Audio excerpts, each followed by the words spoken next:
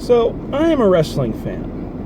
And I've been a wrestling fan for the majority of my life. And I've been reflecting back lately on the legacy of one Terry Hulk Hogan. And I've just been kind of thinking about the path that the career has taken. You know, whether you like him or not, either as a wrestler or as a person, because he's not great, really, in either capacity, you cannot deny that wrestling is wrestling because of Hulk Hogan. Hulk Hogan was the standard bearer. And what got me thinking about this is, you know, with this kind of resurgence of wrestling. Wrestling is, for those who don't know, wrestling is kind of going through a renaissance right now, where we've got all these new companies and all this new talent and all these new ways of doing things. And it's interesting to think that had it not been for Hulk Hogan, again, love him or hate him, probably none of that would have happened. Hulk Hogan was the 80s of wrestling. He is the one that took wrestling from the territories and made it household. It made it universal. He was a crossover star. Okay? He embodied literally the over-muscular, bigger-than-life cartoon characters that the 80s wrestling so was. That's bad English. Then, the 90s roll around. Hulkamania's passé. Hulk Hogan's tired. He's burnt out. Nobody wants him. And then jumps to another company.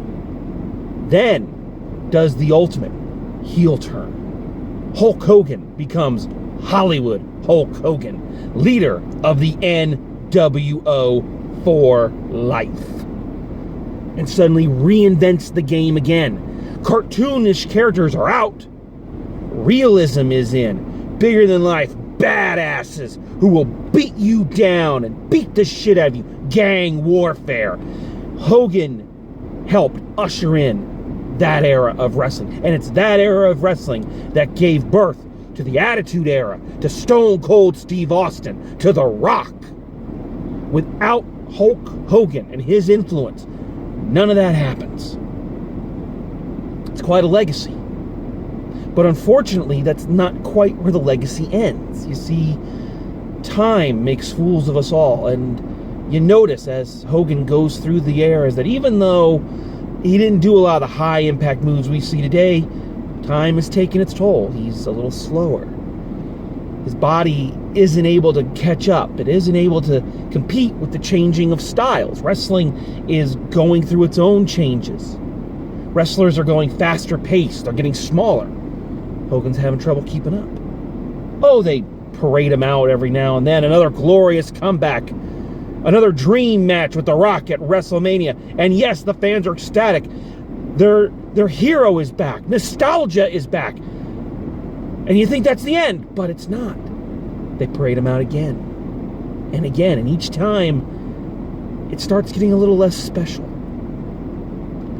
The cracks in the armor start to show.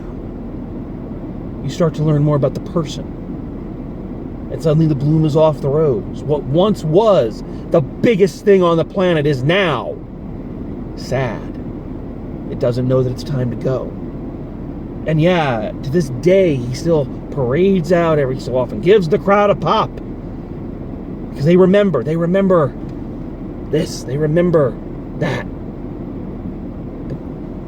The problem is the premise, the core premise, isn't as strong as the package would have you believe.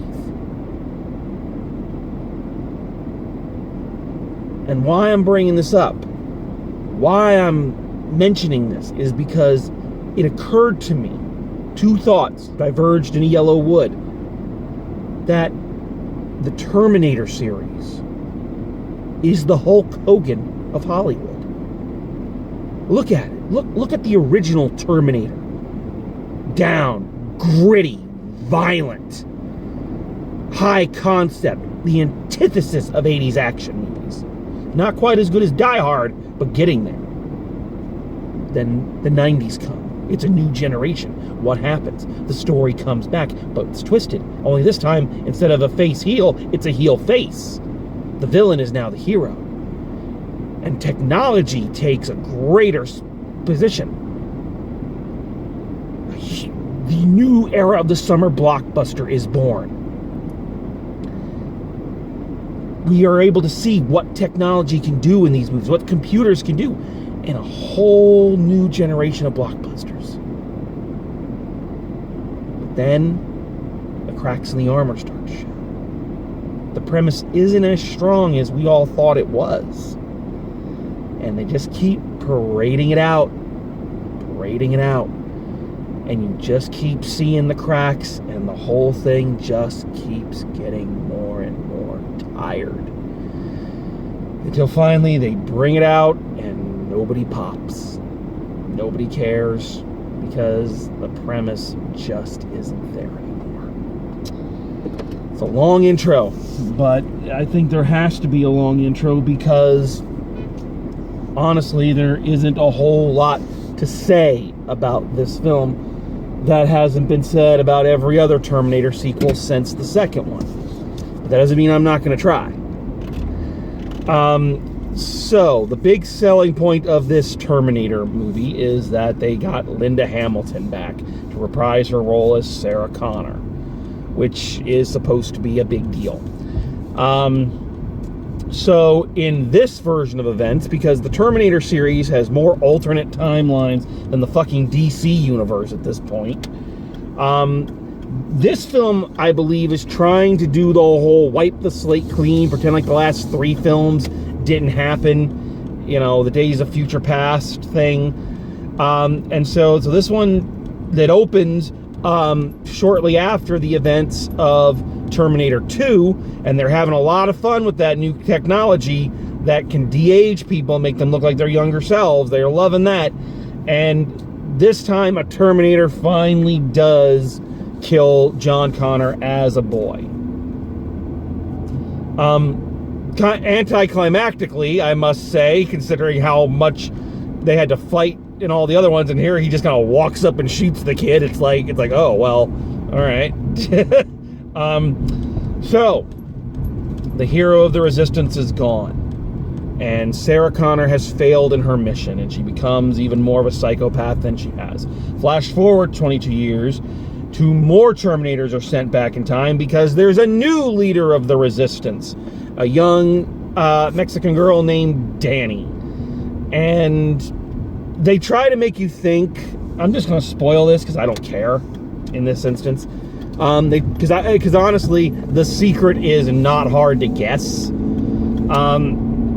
So they try to make you think that Dani is actually supposed to be another Sarah Connor, supposed to be the mother of the Resistance, but no, it turns out she's actually going to grow into the leader. It's like, you didn't know that going in, please. So they send another Terminator who is kind of a cross between the Arnold Schwarzenegger Terminator and the Robert Patrick Terminator, like a T-1000 wrapped in a T-800, after him. And to protect him, they send an augmented human. So not another Terminator, but a person with, a cyborg basically, with cybernetic parts named Grace to protect her. So it's the same song, different story. Only now, here comes Sarah Connor to be a cameo, and Arnold Schwarzenegger is back. I don't even care that's a spoiler. They spoil that in the trailer if you didn't know that was going to happen. And the whole thing, and nature takes its fucking course. Again, I spent a long time on the intro because what is there to say about this franchise at this point that hasn't already been said? It's the same fucking movie as Terminator 2, Terminator 3, as I recall, pieces of Genesis wrapped in there.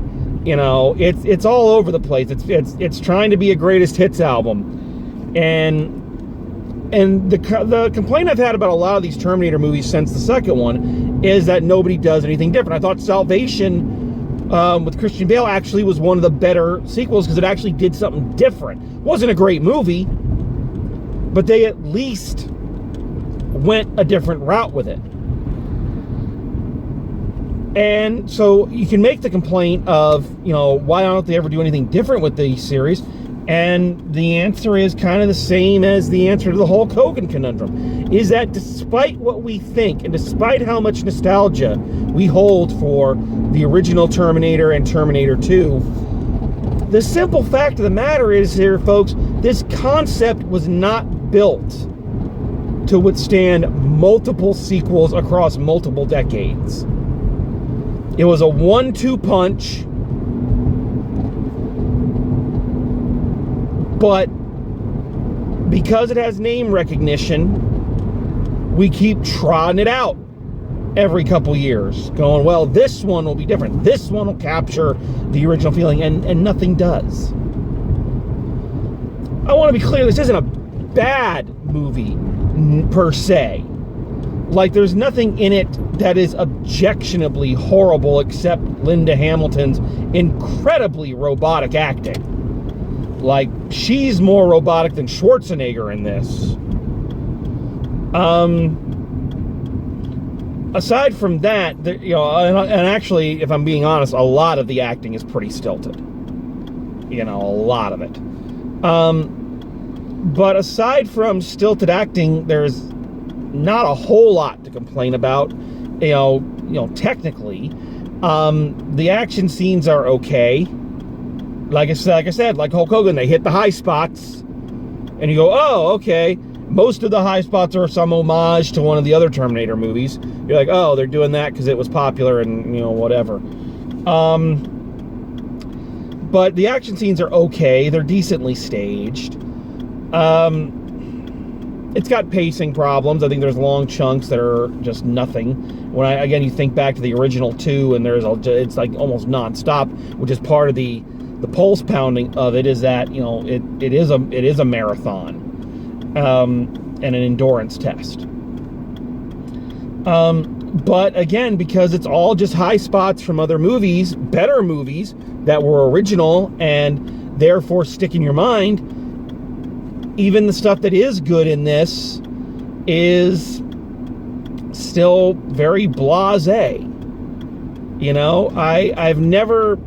I'm trying to remember a time when I watched so many action scenes and felt such indifference towards the whole situation. I just didn't care. And I've often said on this that being boring is worse than being outright bad.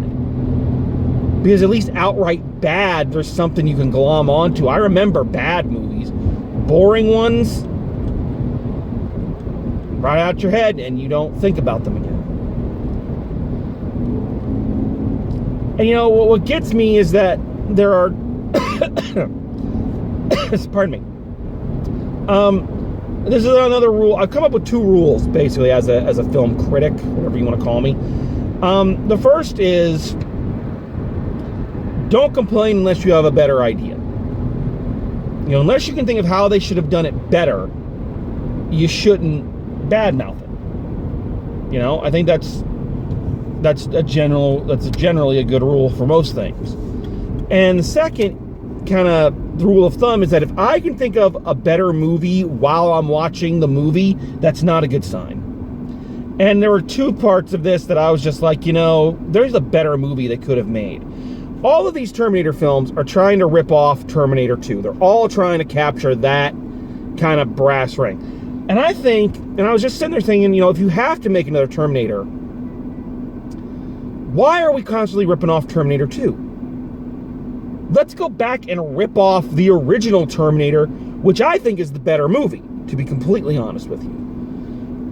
Let's rip off some of that. For instance, why is it that in all these Terminator films, the savior of humanity is some person who's just kind of some random Joe? I get it in the first 2. Again, it was supposed to be that thing of even the most, the most mundane person can affect the future. Things that Star Trek and Doctor Who have been telling us for years. But, this movie kind of put it in action context. Okay, great. But what if the leader of the resistance was actually someone who was, I don't know, in the fucking military? Who had military training? And let's go back to the original premise of the Terminator, where you have something coming back from the future to kill someone, and the guy or gal in question, the victim in question, has military training and has to go on the run. They have no Terminator to protect them, and they got to go on the run using their skills, their knowledge, just the shit they have around them to defeat this more technologically advanced enemy. That sounds like an interesting movie. Yes, a ripoff of the first one, but a little different, maybe a little something more interesting.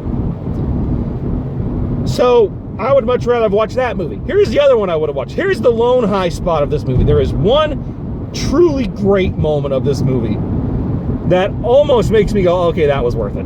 So the Arnold Schwarzenegger Terminator, instead of being the one from Terminator 2, because as we all know, that one went down in the lava, is actually the Terminator that kills John Connor at the beginning of this one.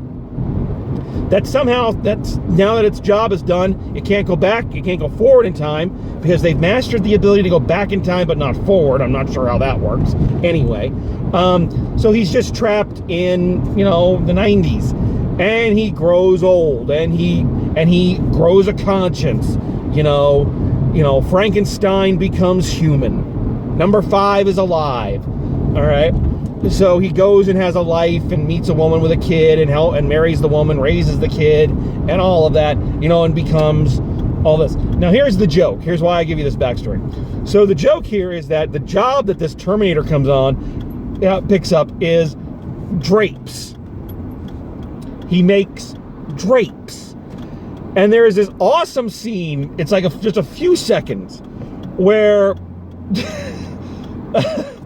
they're waiting for somebody to come and give them a weapon, which doesn't pan out, by the way. And the Terminator is just talking about hanging drapes. Many people make wrong choices when it comes to drapes. I met one guy who wanted to hang solid color in his daughter's room, and I said no. Balloons, clowns, stars. And he's doing it. I can't imitate the Schwarzeneggerness of it. And it was the funniest fucking moment. It was so good. And it made me remember another facet, much like Hogan, of Schwarzenegger's 80s appeal, is that he was a badass in all these movies, but then he was pretty good in comedies too. Twins, Kindergarten Cop, not great movies, but they played off the thing of this huge guy doing these funny lines. And it suddenly occurred to me, it's like, why can't there be a Terminator movie that's a comedy? That's this Terminator trying to live a normal life. It's like, I'd fucking watch that movie as opposed to this one, because at least that's doing something different and interesting. I'm not picking out specific things in this movie to talk about, because what is there to talk about? What is there to talk about with this series anymore? Honest and truly. What is there to say? You wanna comment about this movie, go watch literally any of the other fucking Terminators that are out there, and either what was good about them is done weaker here, or what was blasé or just kind of blah about them is also redone here. Listen, nobody likes to admit they're getting older. Nobody wants to admit that the thing they love had a shelf life. I constantly think about these people who are always going, give Firefly another season, give Firefly another season. You can't give Firefly another season, folks. It's done. It had its run. Yes, I'm sorry it wasn't as long as you wanted it to be, but it's done now. The people who were in it are not the same people they were then. The people who created it are not the same people who they were then. And I guarantee you, if they brought it back, it would have all of the problems that a lot of these revamped shows have. The moment is gone. The Terminator was a product of the 80s. Now, it managed to do something that not a lot of them could do, and also become a product of the 90s. But there's a shelf life. And I said this way back when I did my Alien Covenant review. If you're looking at a huge series of film, you've done now 6 movies, and only 2 of them are fucking memorable. It's time. I know nobody wants to give it up. I know every movie studio wants their fucking franchise player. Well, the franchise is done, folks. It's done. No, and no matter how much you want to push it, the concept is not strong enough to last anymore. It just isn't. Okay? Let it go. I mean, that's that's really all I can say about this movie. That's really all I can say.